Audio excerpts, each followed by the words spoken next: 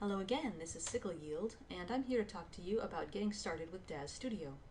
There will be more than one tutorial in this series because we have a lot of ground to cover, and I want this to be useful for not only people that have done 3D before and are new to the program, but people that are new to 3D in general and are just getting started with our market. So, let's begin with the Daz Studio main interface.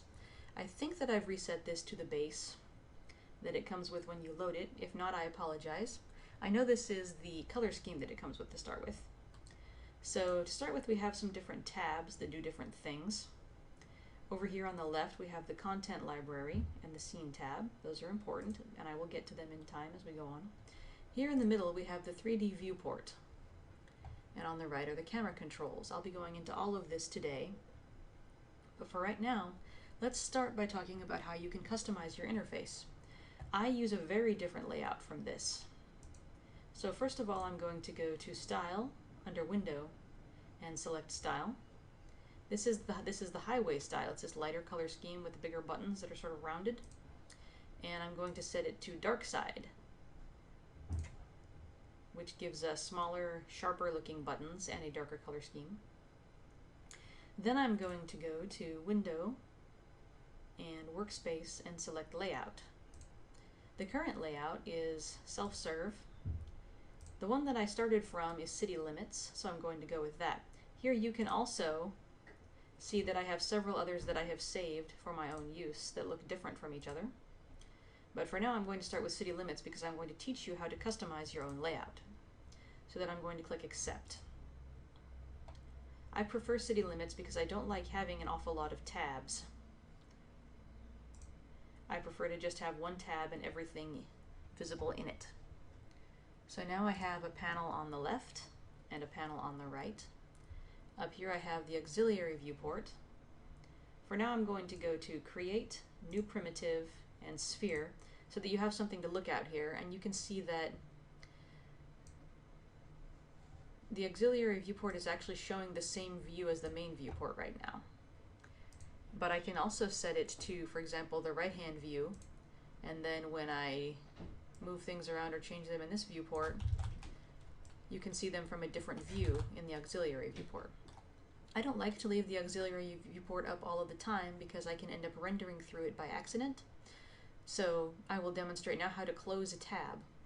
You hover your mouse over this tab over here on the right that says Aux Viewport, right click, and choose Close Pane. And the Scene tab is over here on the right now, and I actually want it over on the left.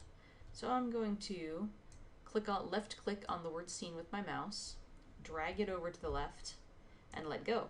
And now it's on the right. The Scene tab lists the objects in your scene. Right now it lists only the default camera and the sphere. I have set my version of Daz Studio to always create a default camera, and you can do that in Edit, Preferences, and Scene. You can see that Create a Default Camera is checked. The reason that I do this is because normally the scene loads with these different cameras, the perspective view, front, left, right, back, top, and bottom. Those are not quote-unquote real cameras from the program's perspective. It does not let you edit their settings, and you cannot turn off their headlamp when we get to lighting. So it's best to always have at least one quote-unquote real camera in the scene, and that's what the default camera is. Now I'm looking through the default camera. Up here on the right side of your 3D window, you can see this little bar that right now says default camera, and when you left click on it, it shows a list of those other cameras in the scene, and also the option to look at UV view, which shows the UV map of your item. If you don't know what a UV map is yet, don't worry, that's another topic for another day. Now you can also change the camera view in some different ways. One is by clicking on this little sphere up here on the right and dragging it around, or you can just click on any given view of that sphere and it will go to that. Now it's gone to the top view because I clicked on the word top. And if you want to reset to the original camera position that it loaded with, this upward pointing arrow that is bottommost on this list of controls on the right resets to default view. The top one rolls the camera around in a more free look sort of way. This set of arrows in a cross arrangement, when you drag your mouse across it, drags the view in 2 dimensions. This magnifying glass, if you hold your mouse over it and drag the mouse around, zooms the view in and out.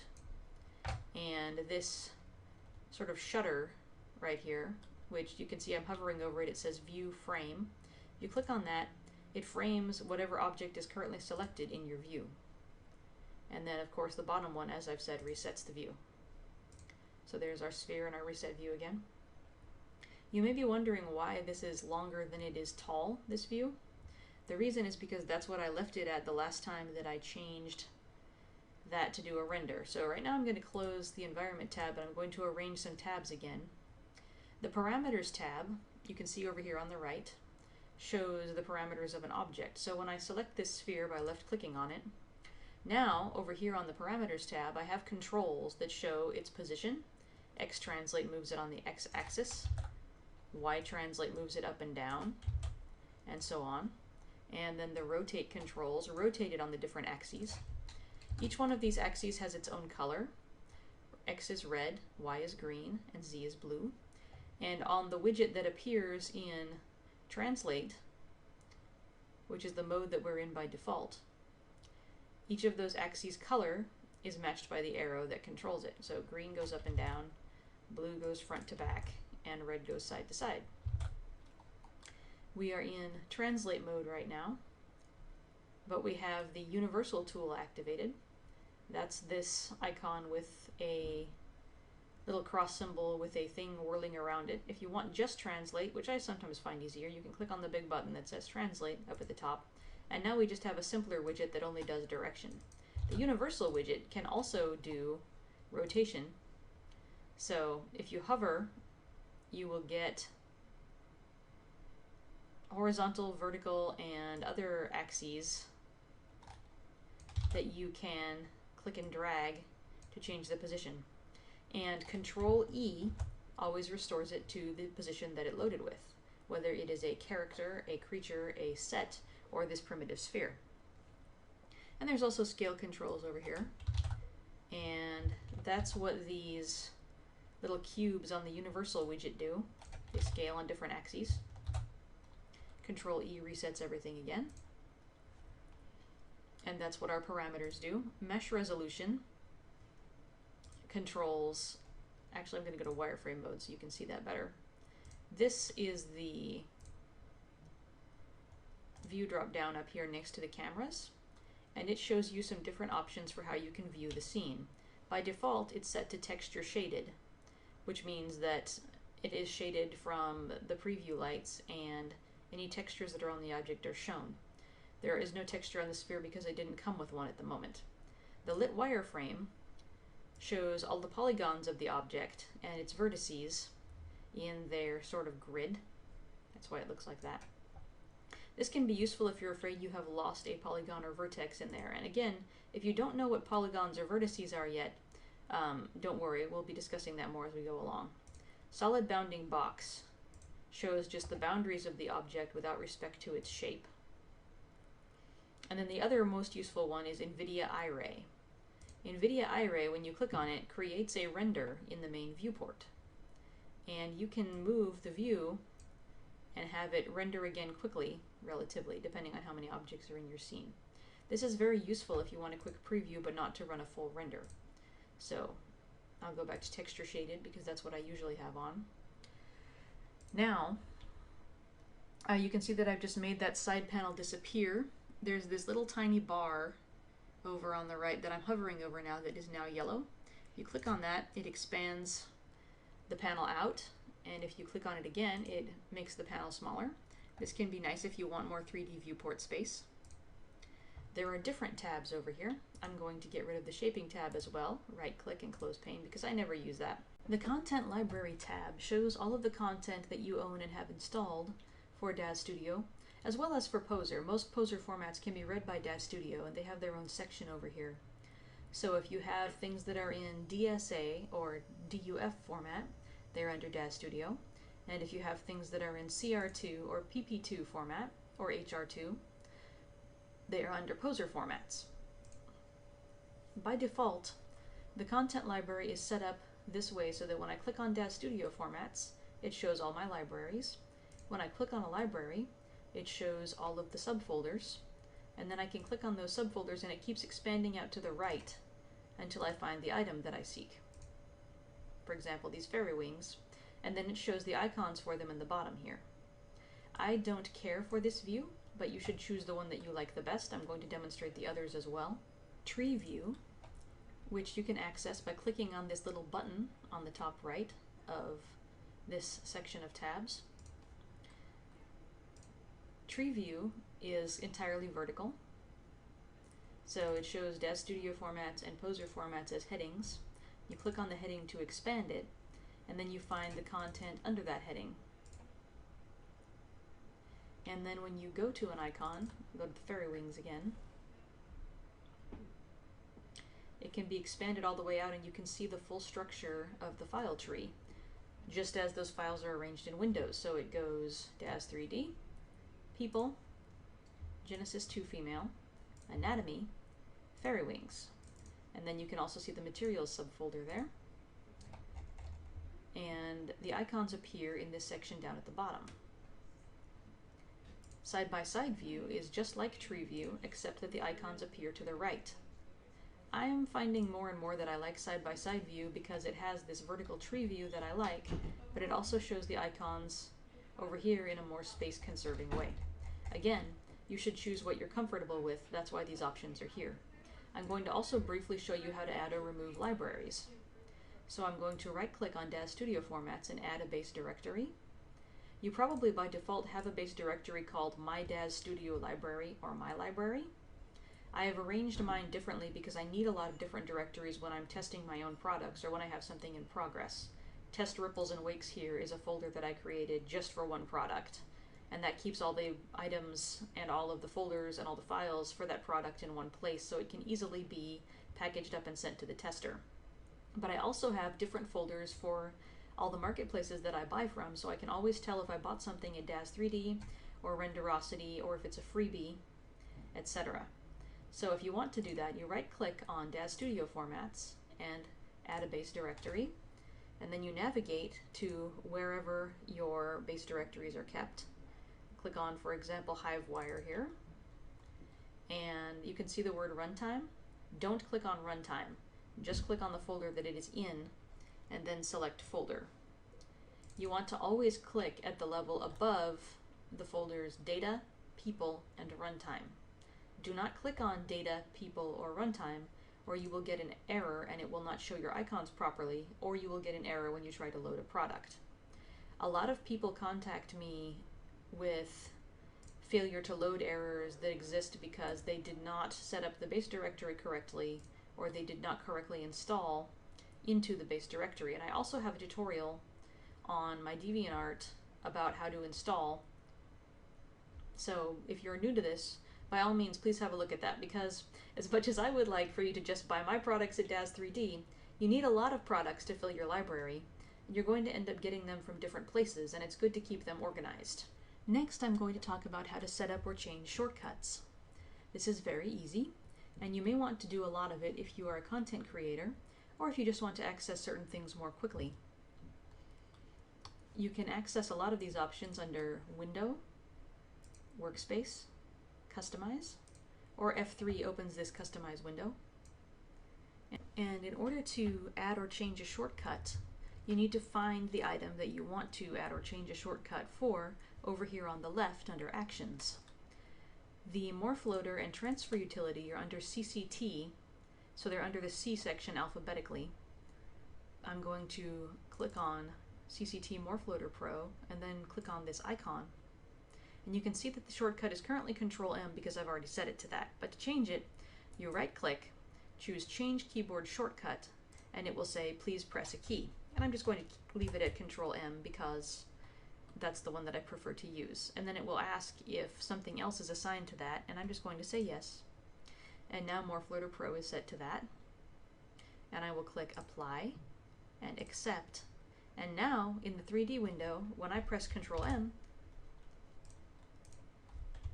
with an object selected that can hold morphs, it will activate Morph Loader Pro.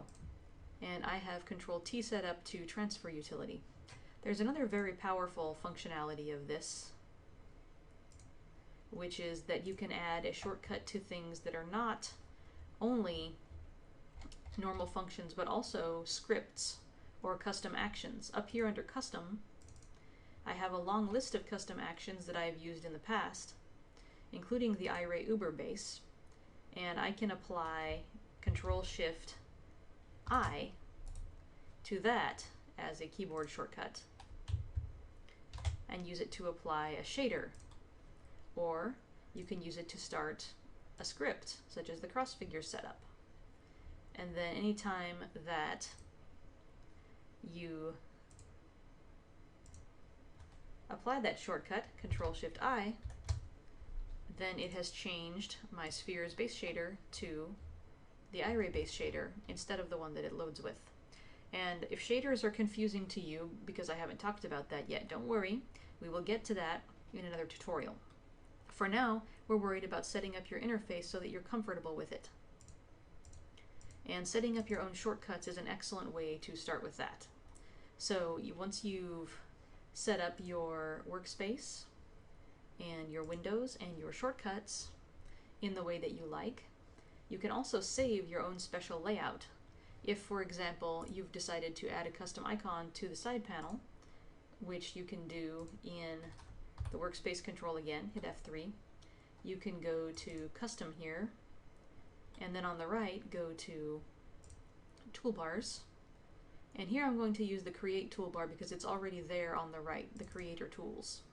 And in this case I'm going to go down to cross-figure setup, and I am going to drag it over here and drop it under the creator tools, and it just went to the top there, and I'm going to right click on that and say add separator, and now there is a dotted line separator between that cross-figure setup and the other items. And then when I click apply, it appears over here on the toolbar.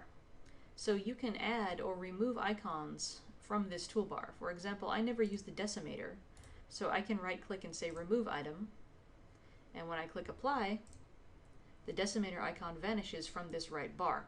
So you have total control over what icons appear on your interface and where they are located. Once you have things arranged to your satisfaction, you can go to Window and Workspace and save layout as. And then today I'm just going to say test layout because I have a lot of my own layouts that I use, and I'm going to tell it to keep all of the custom menus and actions and toolbars that we've set up, and click accept. And then you can see if I go to Window, Workspace, and select Layout, I have a large list of layouts. I can use my favorite recent one, which looks very much like our test layout, so I will go to Window, Workspace, select Layout, and Test Layout, and there it is. You can also change styles or color schemes by going to Window and Style and Customize Style. And this lets you change the colors of everything. So for example, if I want to set the background color to this bright vivid pink and then preview that by clicking the preview button, it shows me what that would look like, which actually is kind of eye-searing, so I'm not really going to use that. But I can go to background color and give it a nice desaturated sort of aqua, and then click preview. And if I like that, then I can accept that. And if I want to save my nice aqua layout, I can go to Window, Style. Oh, but it looks like my text is too light for my aqua layout, so I better change the text color as well. So I'm going to go to Window, Style, and Customize Style again, and I can see what the different colors will look like. Under base here, for darkest color it has black. But what I need to find right now is the text color, which is currently a light gray.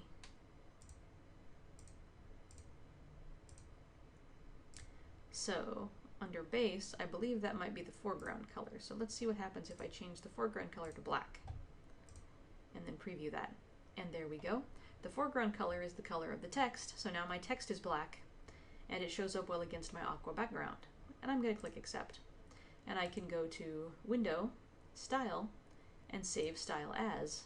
And I'm just going to call it Aqua, and Accept. And if I want to reset my color scheme to the default, I will use the Style menu again, Window, Style, Customize Style, and then I will go down to the bottom here and click Defaults, and then Accept, and it will go back to the dark gray color scheme that Daz Studio came with. That should give us a good start into how to set up your interface and how to arrange things. In the next tutorial, I will begin talking about some of these individual tabs and commands and buttons and what they do. Thank you for joining me, and happy rendering!